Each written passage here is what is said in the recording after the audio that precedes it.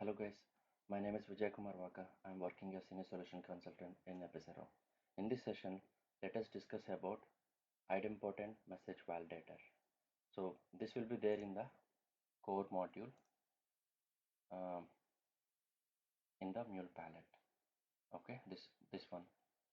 So before we go into these details, let us discuss about this concept. Now, what this will do. So the idempotent message validator ensures that only unique messages continue through a flow's execution by checking the unique ID of the incoming message. So in real time, there will be some instances where because of queues or because of the AND system, okay, um, there could be a scenario where you'll be receiving duplicate messages, okay, or there could be some issue with the reprocessing or whatever, and because of that you would be receiving duplicate messages to your new application.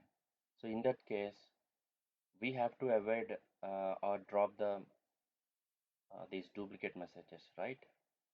So that we'll be only processing the actual messages. So in order to do that we have to use this concept, and these are the two examples I have used in my Anypoint Studio. I'll be explaining that, and let us also discuss about these parameters, okay? But instead of discussing here, I mean I'll show you in the Anypoint Studio. So we have only four parameters. Out of that, here in the documentation they clearly mentioned that this is of no use. The parameter is not used, setting a value has no effect. Okay, so we have effectively three parameters. Okay, yeah. Now let's jump into the use case. So I have created three examples. So this is the documentation link. You can go through this. I'll share this in the description of this video. Now, there are two scenarios. We'll send a message from Postman, and we are using the transient object store. We'll be using persistent object store, and this we'll discuss later at last. Okay. Now let me explain you about the flow. So this is the HTTP listener, and yeah, hello and transient OS is the path, and this is up and running on 8081. Okay, this is up and running. Here, I'm just printing the employee ID because the payload structure, whatever I'm going to pass, is of this type. Okay. Now, here I'm logging correlation ID. So why I have done, I will let you know. So here I have added the idempotent message validator, and this is how the configuration is looking like. So you have to enable the expression mode payload.employee ID, and you could see I have referred transient object store. So I'll show you this configuration, and what I'm doing here, I'm just retrieving whatever the contents are there from the object store. I'm converting it to a JSON payload and sending back to the Postman like this. Now let me show you the configuration of transient OS. You see here the object store persistent, the checkbox was unchecked. So this is a transient object store. Now entry TTL, time to live. Okay. So time to live is nothing but as soon as you store a key value pair information in the object store. Okay. So based upon your setting, the key value pair is going to live for that much time. For example, here I have configured 10 seconds, so it will have a lifetime of 10 seconds. Okay, you can change here from this drop down, and expiration interval is something. This will pull the object store, and it will check for the key value pairs. What do you say, which are dead. Okay, So for example, like yeah, I mean, so this will only uh, it will poll for every 2 seconds, and it will check for the dead key value pairs simply. Now let me click on cancel. Okay, so this is about transient object store. So just to show you what actually it has stored in the object store, I have used this, but you don't need to use it. Okay, you can remove this, and this is not a mandatory thing. Okay, as per the documentation, you see the object store, is it required? No, it's not required. Okay, so just to show you what the contents are within the transient OS, I have used this, but this is nothing but transient object store. Now let us test this. Okay, so this is the uh, path I have configured, and now I'm sending this payload. So this will hit this particular flow or this listener. Okay, now click on send. You see, as I have configured the ID expression as employee ID, so with this, it is going to create an entry in the object store as a key. Now, let's talk about the value expression. So as per the documentation, um, this parameter is not used. I mean, so what we are doing here, we are considering this as a key, and whatever we are going to store as a value, it doesn't matter, right? Because based upon this itself, we are trying to check if the next coming payload is a duplicate or not, or whether it is already stored in the object store or not. Okay, so that is why this is of no use. And yeah, based upon this ID expression, you can check if the next incoming payload or payloads uh, were already um, I mean we have gotten or not, we can cross verify. Okay, so this is how it works. Now I have set the entity TTL as 10 seconds, right? Now if I click this thing, so this would have already removed from the object store. Let me click once again. So now we got one more correlation ID. As per this documentation, you see, if you're not going to pass anything, okay, so it will by default store the correlation ID. That is the reason you're getting this is the key and this is the value, right? So you're getting the value as correlation ID. So let me send once again. Now we have sent a request. Okay, so this will be removed after 10 seconds. So how can we know that?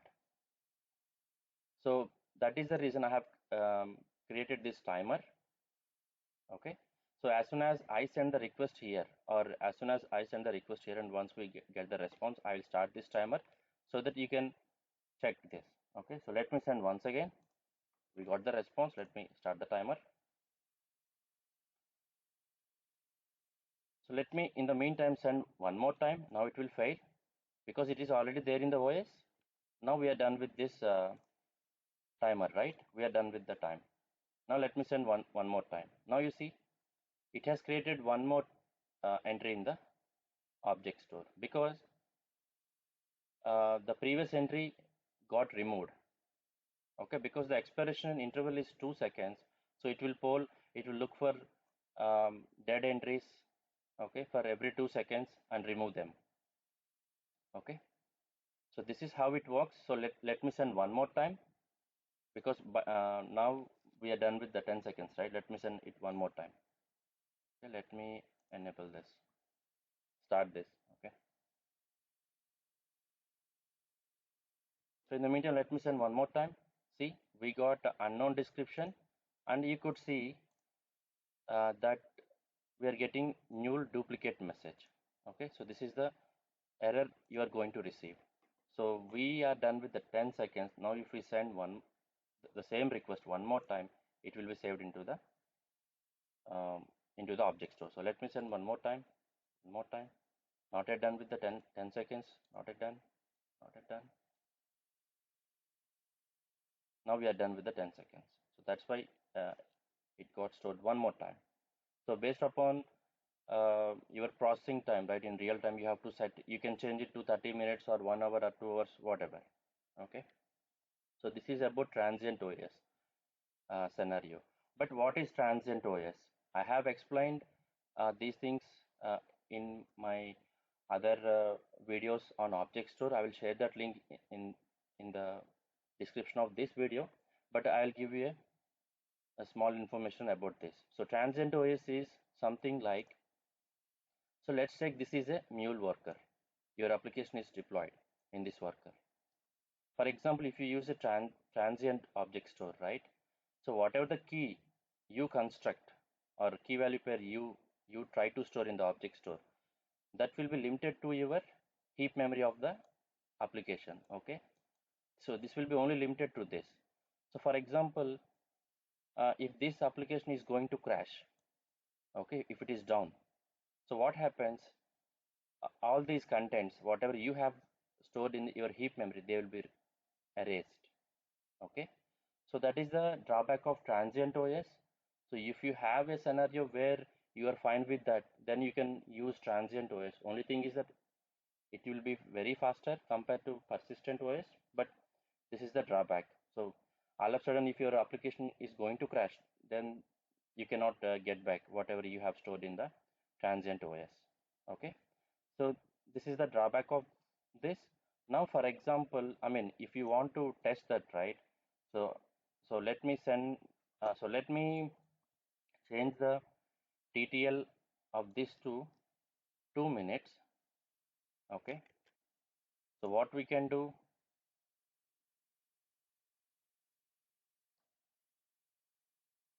Okay. Now let me send a request. So click on send. You see, I mean, we have created an entry in this. Now let me send one more time. Click on send one more. What happened?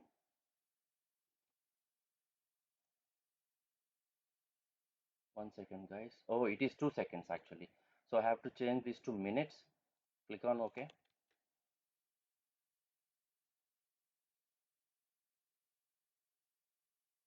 So now let me send it one more time. Yes, it is. It has stored a key value pair in the OS, transient OS. Now let me send one more time. Yeah, because it is already there in object store. So it has thrown an error saying that duplicate message.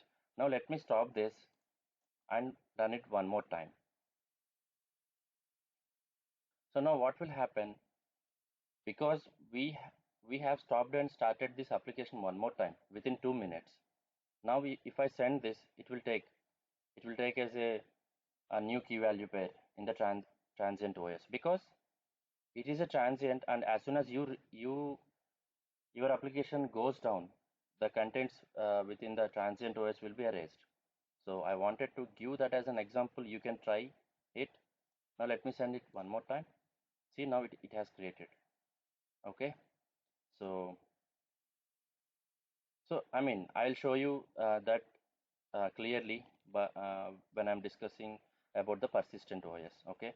So but you can utilize this same timer and you can test this scenario by increasing the TTL to 2 minutes, the way I have done. You can do that. Okay. Now let us go to the other scenario, that is storing this information in the persistent OS. Okay. Now let me clear this. Uh, so for example, now you may have a query that, okay, I have stored this payload in object store. Now what if I send this thing into the object store, right? But these two object stores are different, right? This is transient OS and this is persistent OS. Okay. So as I have explained here, whatever you store in the transient OS, it will be for your application or heap memory itself. But if you store the same key value pair by using the persistent object store, then it will be stored in the AWS S3 instance, or I mean, in the background, it will be saved in the DynamoDB. Okay. So let's see that. practically. Now this application is up and running. Now let me send a request. Um, so what happened? Okay, let's wait for a moment.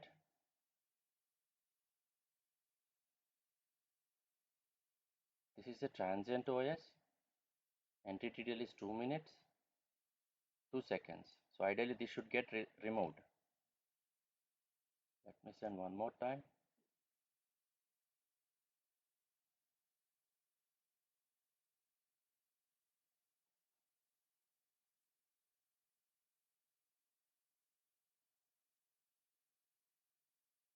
One second, guys. Let us see this. Transient OS, entity detail is 2 minutes. Expiration interval is 2 seconds. So it should get deleted.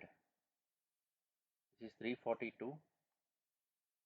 Let's wait for some more time.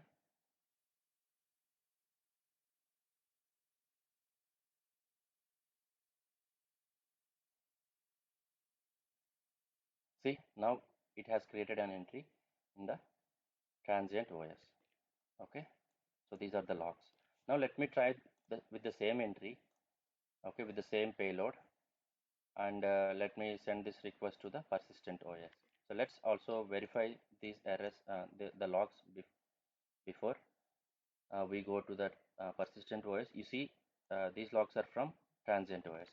Now let me send the request from the persistent OS. You see there is a difference, right? Here you could see the employee ID properly, but here you could see it in a different way. Okay, so now let me send it one more time. It is giving unknown description, unknown description. Here also it will work the same way, because this is already there in the object store, in the persistent object store. Okay, the lifetime of this key value pair will be of 2 minutes. Now let me send one more time here. Okay, so let's leave about this. So because it will be confusing for you, so let's focus on persistent OS. So let me clear the console. It will give, yeah, it is giving unknown description. So what I will do, I will change it to 02 and 00. Oh, 1 second, guys. I have to change it to 2 minutes, because previously I have configured it to 10 seconds. 10 seconds. Okay. Now let me change it to 2 minutes, and expiration interval is 2 seconds. So let's click on OK. So clear this.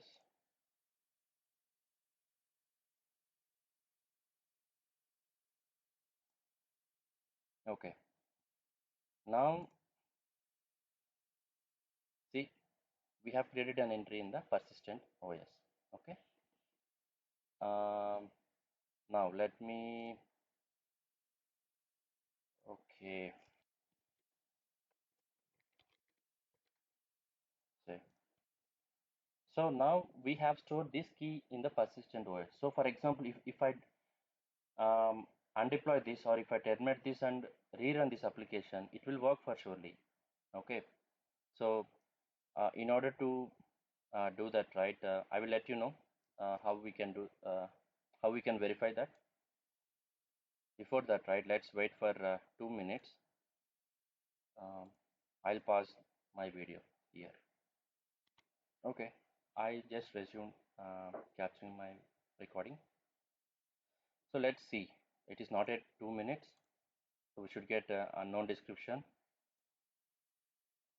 So yeah, previously it has created at 346.06. Now you see it is 348. So let's wait for a few more seconds. Click on send. Now let me make this timer up and running. Okay, so that means you'll clearly understand that, okay, this is going to reside in the object store for next 2 minutes. Okay, you see it is not allowing us to create the same message again. Okay. Now what I will do, I'll change this to 124. So let me click on send. Now this will get created. So previously ABC123 ID got stored. Now ABC124 employee ID got stored in the persistent object store. But each and every key will have uh, lifetime for 2 minutes. So because we have created ABC123 prior to this, so um, I mean that will be removed first from the object store. So let me send this one more time. We'll get unknown description because we have created this say 10 to 15 seconds ago.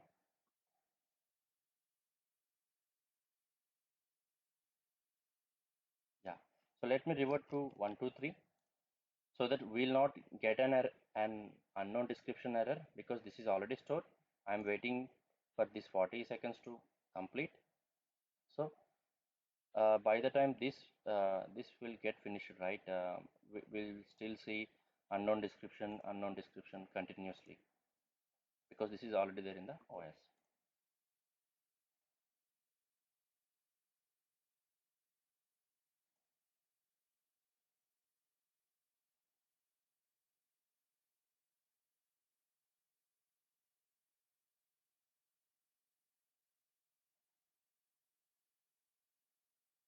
Let's wait for 4 more seconds.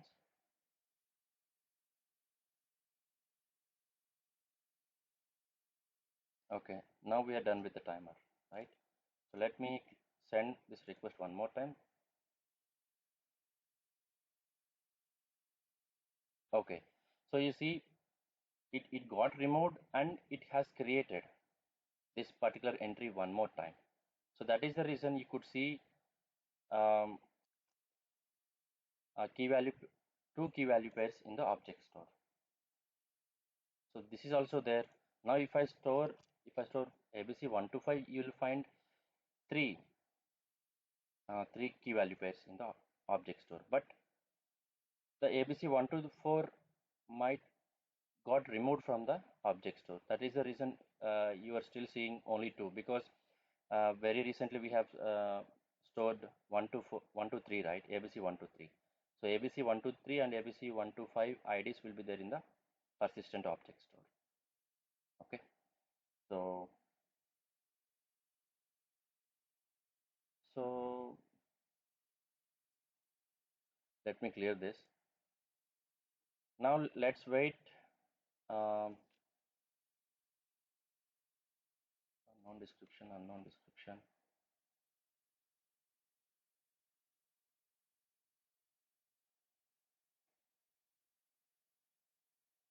Let's wait for some time where we will, where we'll get only one key value pair as a response. That means that one key value pair has just got created in the persistent object store.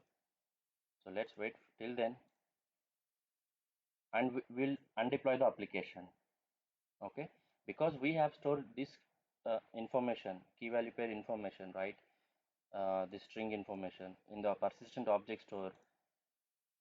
Even though we undeploy the application, once we deploy the application, it will start working. I mean, uh, it will pull the information from this DynamoDB. That is what my intention actually.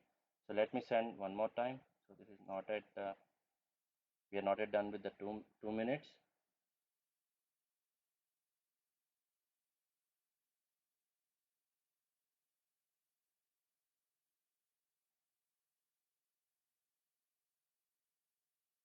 Let me send one more time.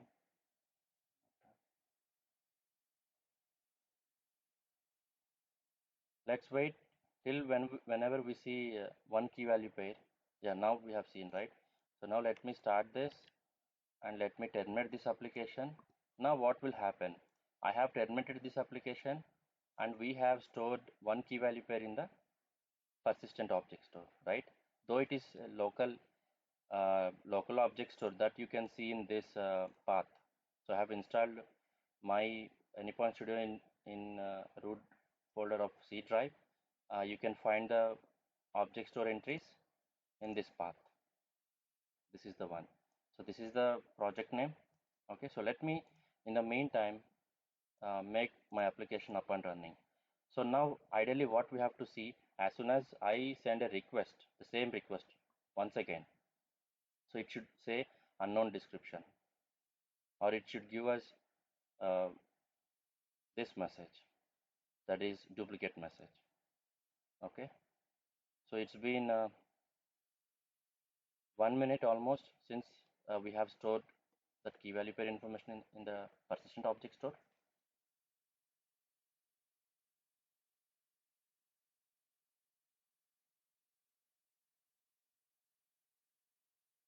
Yeah, so now let us see, it got deployed.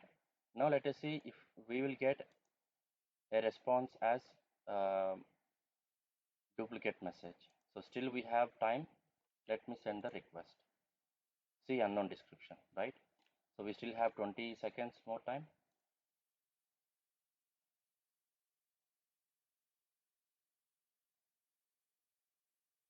So yeah, so once we are done with this, till we are done with this time, right? It will give this unknown description only. Okay, let me check one more time. Yeah, now, so whenever we are done with this timer, right, then it will be removed from the object store, persistent object store. Now click on dismiss. Now, if I send this request, right, so it will create one more entry in the persistent object store. So it's clear, right? So this is the persistent object store. The benefit, what you are going to get is that even though your application is going to crash, and once it is up and running, okay, um, what I mean, based upon the TTL, for example, say you have a TTL of 1 hour and you have stored your key value pair in the persistent OS, but your application is up and running after 2 hours, then it won't work because by that time, uh, I mean, once your application starts up and running, your expiration interval will remove that. Okay, so if at all, if you are going to make your application up and running before the TTL, let's say 1 hour is your TTL, and you just restarted your application in 5 minutes, for example, or 10 minutes. So still, this key value pair is going to reside in the this external DynamoDB. Okay, so this is the advantage of using persistent object store, and this, I mean, this will be little slower. That's the only disadvantage, but this is faster, and you are not going to get any guarantee. Once application crashes, this memory will be erased from, I mean, these entries will be erased from the heap memory. Now, um, I mean, this is very similar. Only thing is here that this you have to understand. Okay, so I missed that. Okay, only difference between this and this is that we are storing the hash value of the payload.employee ID, because let's say if it is whatever you are storing as a key, what if it is having some sensitive information like what is a bank account ID or some personal information, right? So it's better to what do you say, hash it, okay, by using this. This is an example, okay. So you can hash the information, and you can store that as a key value, key uh, key information in the object store. So you can look at this example. So here they have given this reference, crypto DW crypto. So once you click this, so this is how I mean, that link has routed me here.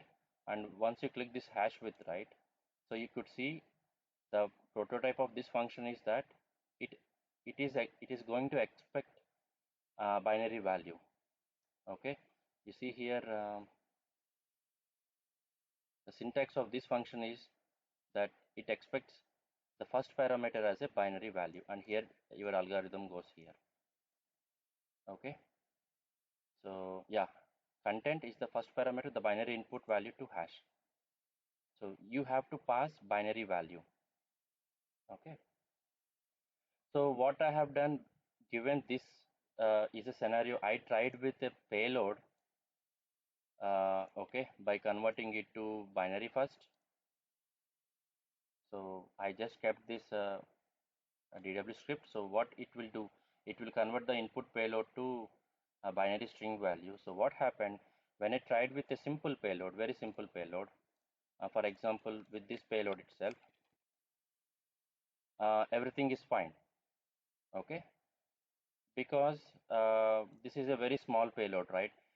Based upon this value and based upon this particular DW script where I'm trying to convert the whole payload into uh, I mean, this binary value I'm trying to convert as a hash, and I'm trying to store it as a key in the persistent object store. So because it is a small payload, and when I tried with this as an example, so it is working fine. Oh, sorry, let me clear this. So now you see, uh, we got this as a value. Oh, uh, yeah, I guess here I'm still printing payload.employee ID, but that is not the thing that I'm trying to actually store as a key. Here I'm trying to store a payload as a the hash value of the payload I'm trying to store as a key. Okay, so yeah, so here it is working. We are good. Now the problem is that if I send a big payload, big JSON payload like this. So I took some mule artifact.json. Okay. Now if I send this thing, so it seems it is not storing the value properly as a key. So because the length of this is almost I mean, what is the length of this? It is almost 700 characters. Okay, 770 characters. So we have a limitation, right, with the object store. It can only store a key of length 256, right? So that is the reason maybe it's not storing properly. But I just tried this way, but this is not. I'm not going to suggest you. Okay, so this you can still try for your requirement. Okay, so I just tried and I thought it will work, but it is not working. So I realized this before giving this demo, but this is not working. So please only um, have simpler keys where the outcome of this should result into a string of less than or equal to 256 characters. Okay, so then only the results will be good. Okay, so I guess yeah, that's it from my side. This is bit lengthy, but I mean, I hope that I have explained this very clearly. And yeah, thank you so much for listening to my video. And I'll try to share this uh, in the Git repo, and will share the link in the description of this video. Thank you so much for listening to my video.